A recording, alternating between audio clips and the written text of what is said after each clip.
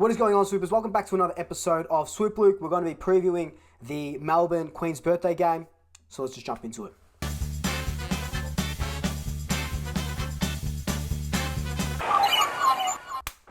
Before we do jump straight into it, be sure to follow me on all my social media accounts. They'll be popping up down below. Instagram, Twitter, TikTok, you know the drill. If you are a new Swooper, welcome. Thank you so much for joining us. Be sure to hit that subscribe button, hit that notification bell. And if you are a returning Swooper, welcome back. Thank you so much for rejoining us. Remember, we're like so close to 1,900 subscribers. Once we hit 200,000, once we hit 2,000, Jesus, I would like to hit 200,000. Once we hit 2,000, I'll be giving away a Nike home jersey. So be sure to check that out. Once we get there, you'll go into the draw and win it. We'll sort that out a little bit later. But anyway, let's get on to this preview.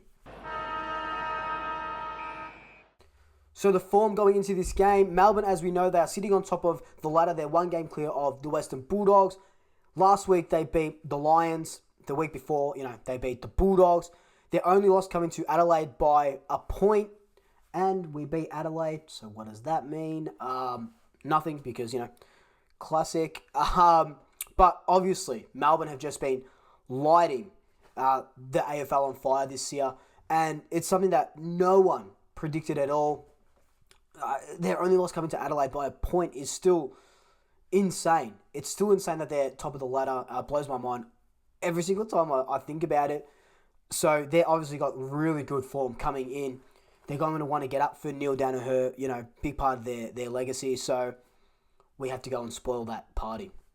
Our form coming into it, we had a win last week against the Crows. It's only a 5-point win, but we showed a little bit more fight, showed a little bit more dash, showed a little bit more dare. So, like I've been saying, we kind of built that into the Geelong game and the game before that, the Port Adelaide game. We were kind of slowly building to a win. Adelaide, we turned it off a little bit, that defensive tap, turned on more of that defensive faucet. Faucet? I don't even know what I'm trying to say. Turned it on a little bit more.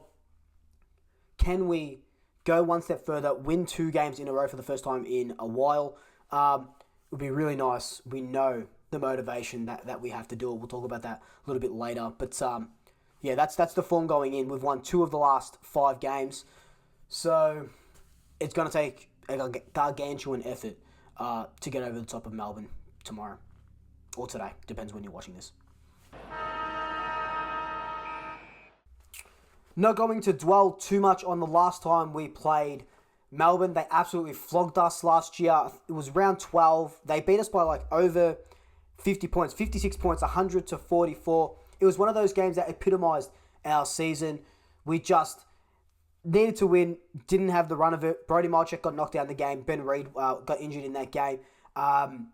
And Melbourne kicked 7 goals in the second quarter, and that just really blew us out of the park. And we just went on to kick 1 goal in the second half. So it was one of those games where we kicked 1 goal or 0 goals in most of our quarters. So the first quarter we kicked 1 goal, and the last quarter we kicked no goals. So that kind of summed up our 2020 season, or one of the games that summed up our 2020 season. So I'm not going to write home about that one. So we know we're coming up against one of the best teams, if not the best team, in the AFL at the moment. What Melbourne are good at?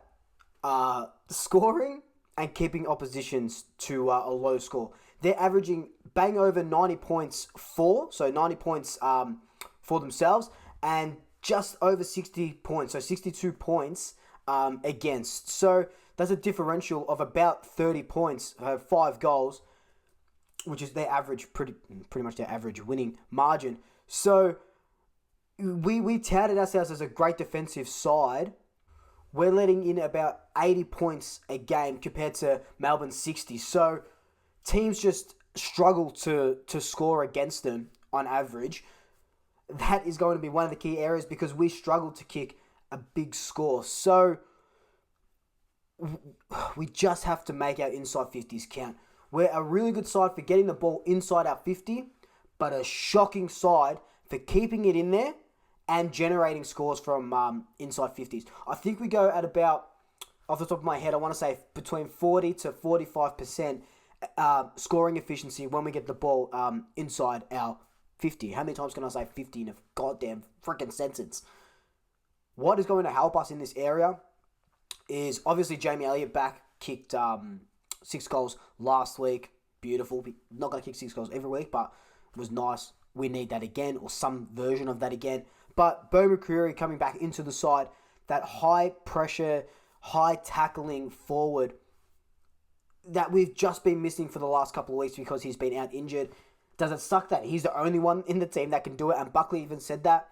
Yeah, it does. It really does. But I said last week that with Bo on the side, our inside 50 tackles are going to sit about 15 to 17. And I don't recant that. I think it will happen. If we are to win this game, yes, we need to score more points than them, obviously. But we need to generate more scores from our inside 50, inside 50s. From our inside 50, inside 50s. Another key area / key matchup is our clearance and our ruck work. So, we know we haven't got Brodie Grundy. We know that Melbourne have got the best ruckman in the game, arguing with Nick Natanui at the moment, but Max Gawn, one of the best ruckmans in the game. And we've got Max Lynch, who is playing his 3rd game. He didn't get towed up by Riley O'Brien last week, but Riley got the better of him in Lynch's 2nd game. We didn't go with Cox. That's fine, I guess. So we are going with the Lynch-Cameron 1-2. Cameron, he's good in the forward line. He's a pretty decent ruckman as well. He really stepped up when Grundy got injured a couple of weeks ago. So I don't mind that. But just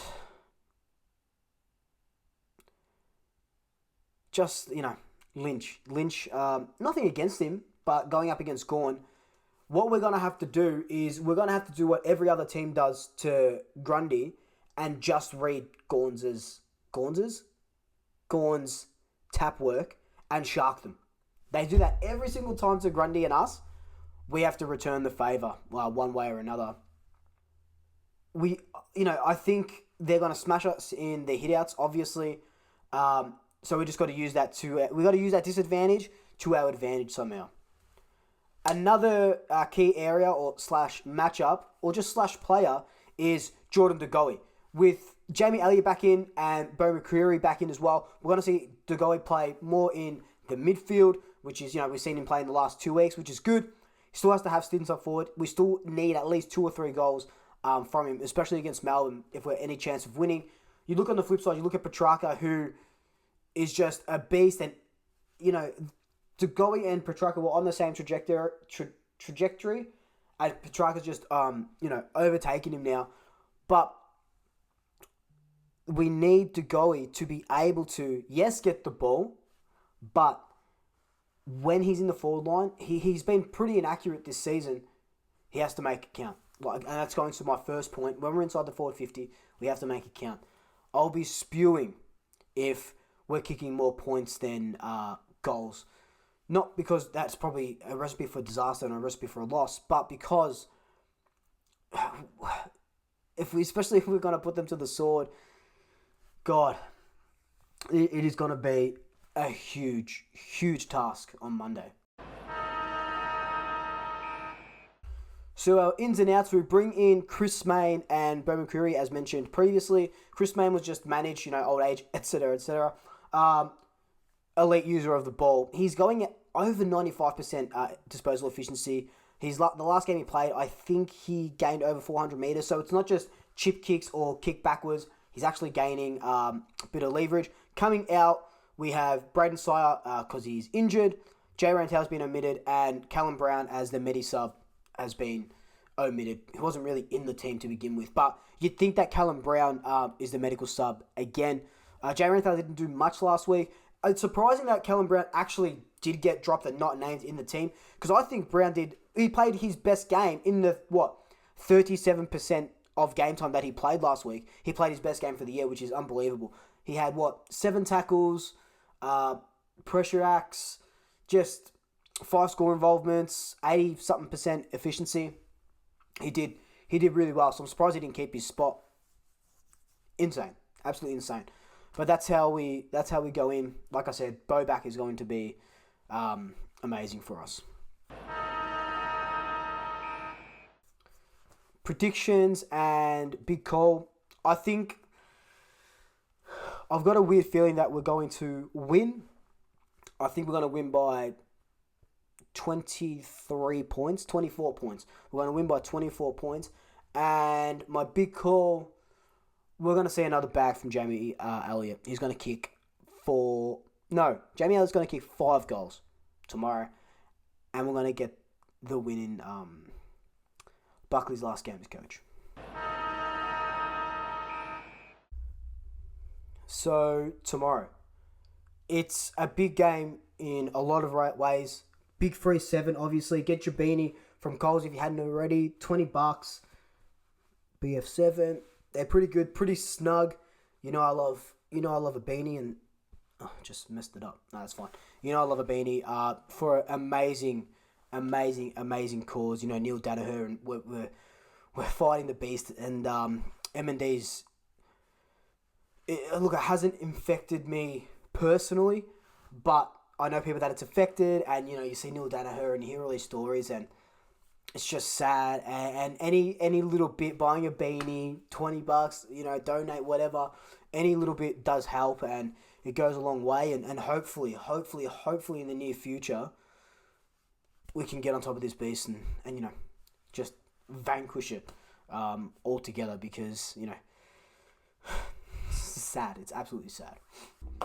The second reason, of course, is Buckley's last game. You would have seen my previous video on my thoughts on Buckley and thanking him and stuff like that, and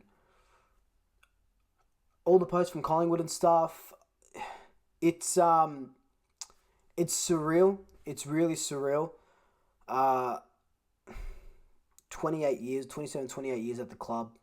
And I know I said this all in a video before, but look, the boys are going to play their goddamn hearts out, heart and souls. They're going to put their body on the line. They're going to leave nothing left in the tank for this man tomorrow, or today, whenever you're watching this. It's sad. If I keep talking about it, I will cry, so I might stop it there. If you want to see me cry and talk about it, watch my previous video. It's going to be a sad day. It doesn't feel real. It's going to be a sad day.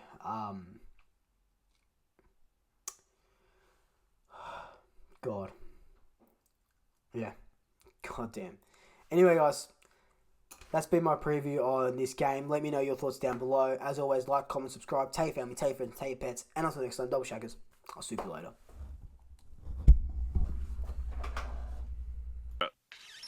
Ooh la la.